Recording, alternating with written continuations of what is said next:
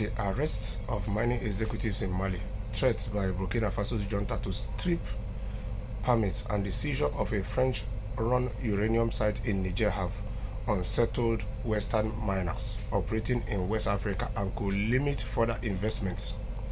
Day-to-day production in Mali, Burkina Faso has so far been largely unaffected. The escalation is expected, however, to hit firms seeking finance and insurance, curbing supply growth in Africa's engine of gold output. More than a dozen people, including mining employees, financiers, insurance providers, and government sources, told rioters.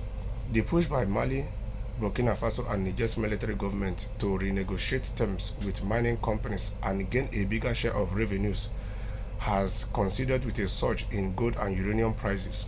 Yes, it is only fair enough that these three countries are doing it, and I hope that in nearby future more African countries will key into renegotiating some of these evil, wicked, demonic agreements these companies have with African countries, that we give African countries little or nothing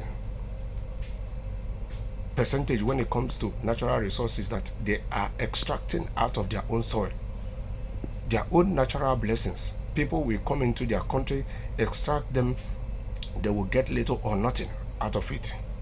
So it is high time our natural resources, anything that is being extracted out of African soil, at least the countries that own them should have at least 90 or 85% over it. So I totally concur to these three countries, and I hope that in nearby future that African countries, most African countries, will start keying into it, because the money that are being generated from these things can be channeled into a whole lot of development to transform these countries and African continent at large.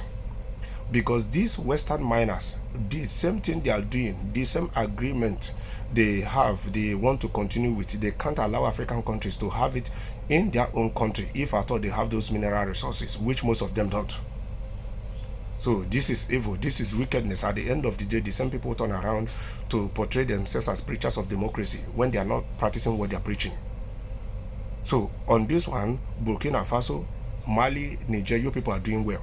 I hope that in nearby future, countries like Botswana will revoke all these permits too, because this is evil. That some months ago, the second most largest diamond was found in Botswana, and Botswana don't have right over it.